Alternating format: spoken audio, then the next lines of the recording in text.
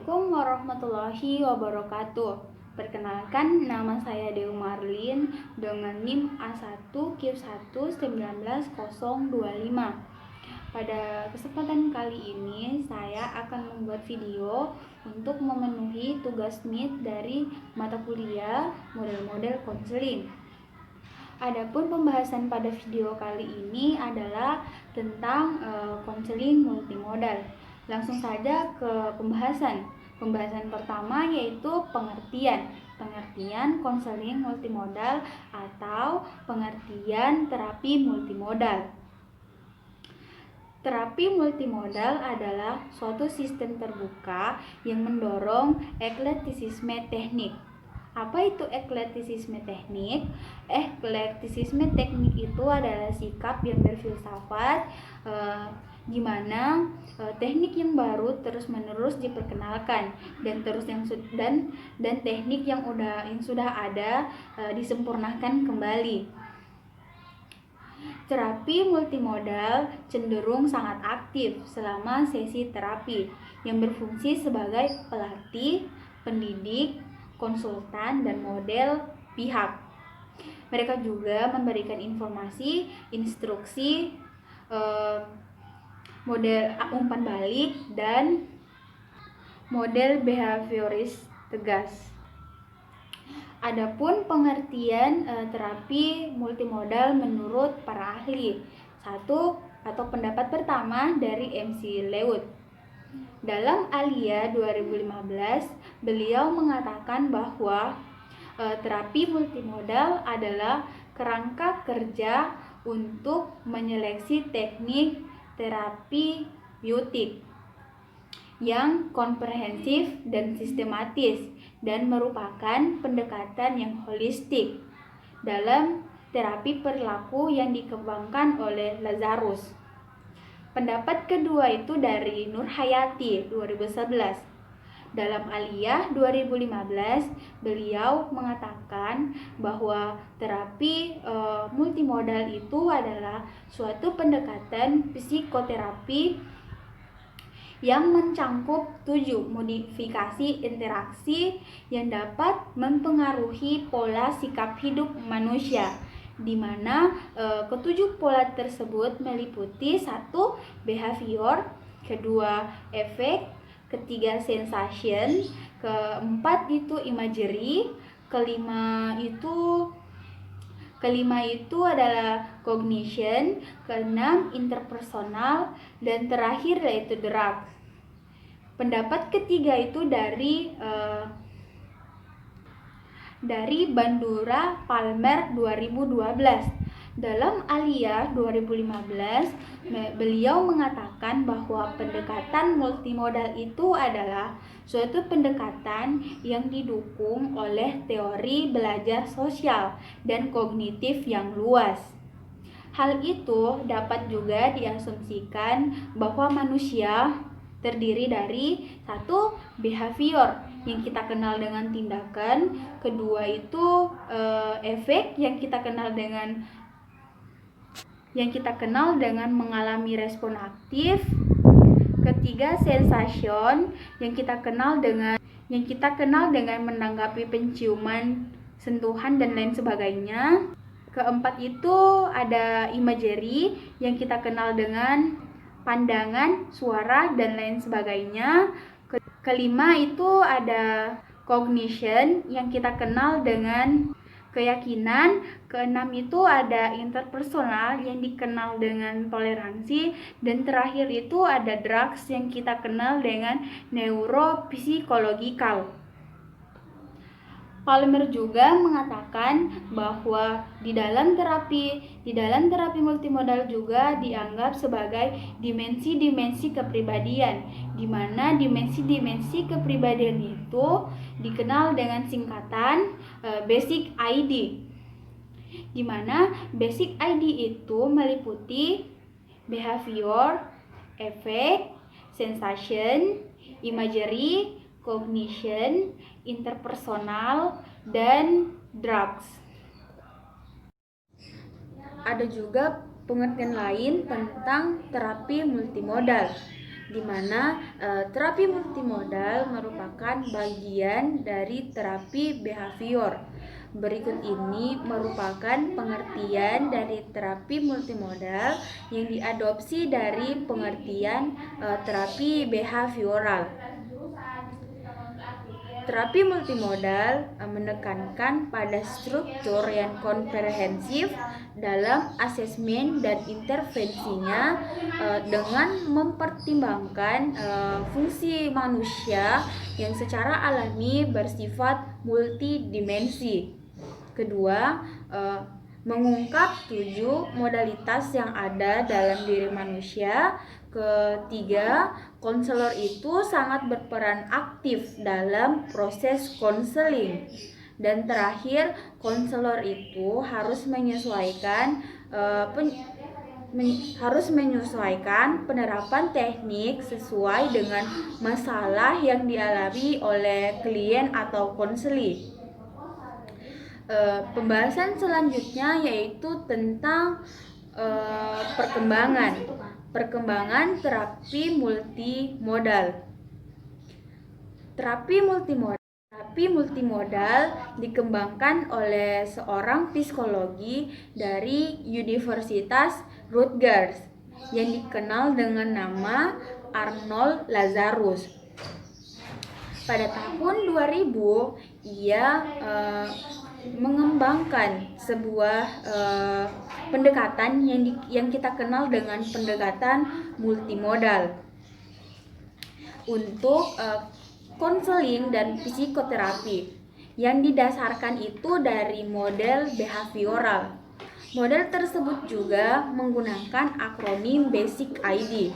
Seperti penjelasan yang sebelumnya, bahwa Basic ID itu terdiri dari behavioral, efek, sensation, imagery, cognition, interpersonal, dan drugs. Itu semua digunakan untuk mendata faset kehidupan klien atau faset kehidupan konseli. Pembahasan selanjutnya yaitu tentang tujuan dari terapi multidimensi. Tujuan dari terapi multimodal, yaitu maksudnya. Adapun tujuan dari terapi multimodal menurut para ahli yaitu pendapat pertama yaitu dari Nurhayati 2011. Dalam Aliyah 2015, ia mengungkapkan bahwa tujuan dari terapi multimodal adalah satu, sebagai media pendidikan dengan cara menstruktur kembali pola kognitif. Kedua, membantu klien memperbaiki interaksi dengan lingkungan sehingga lebih adaptif. Pendapat kedua yaitu dari Palmers 2011. Dalam Aliyah 2015, ia mengungkapkan bahwa tujuan dari terapi multimodal yaitu membantu klien untuk menjalani kehidupan dengan lingkungannya agar lebih bahagia dan membantu kliennya untuk mencapai tujuan yang realistis. Dan tujuan terapi multimodal ini akan tercapai tergantung dari kliennya. Pada dasarnya, terapi multimodal digunakan untuk menstruktur kembali kognitif, memperbaiki interaksi klien dengan lingkungannya, manajemen stres, pembinaan kesehatan, dan lain sebagainya.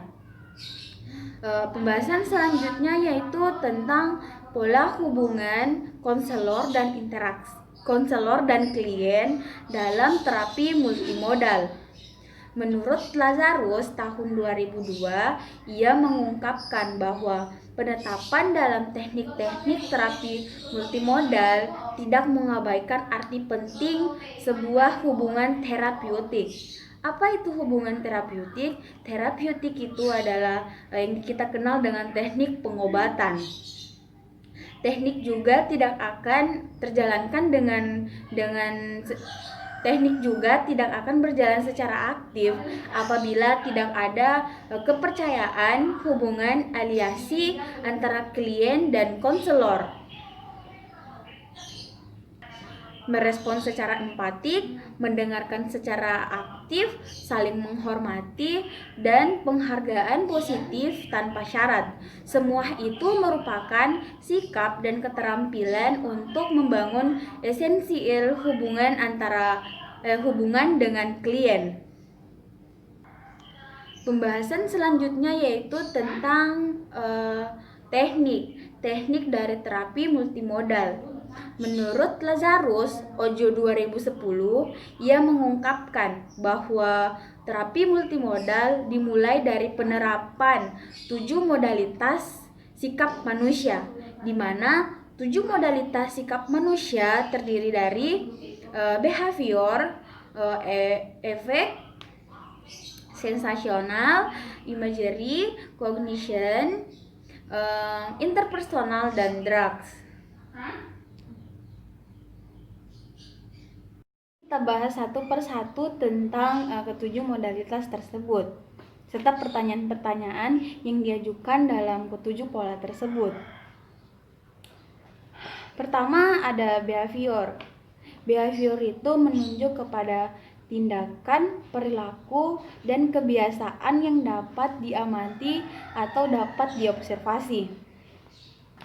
Adapun salah satu pertanyaan yang dipertanyakan kepada konselih adalah seperti seberapa aktif Anda. Nah, itu salah satunya. Kedua, ada efek. Efek itu menunjuk kepada emosi dan perasaan. Adapun pertanyaan yang dipertanyakan kepada konselih adalah salah satunya adalah seberapa emosial Anda. Nah, seperti itu selebihnya. Ketiga, itu ada sensation, di mana sensation ini menunjuk kepada panca indera.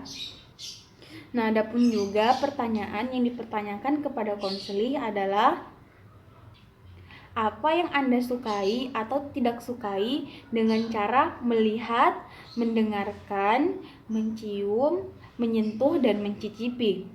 Nah, seperti itu.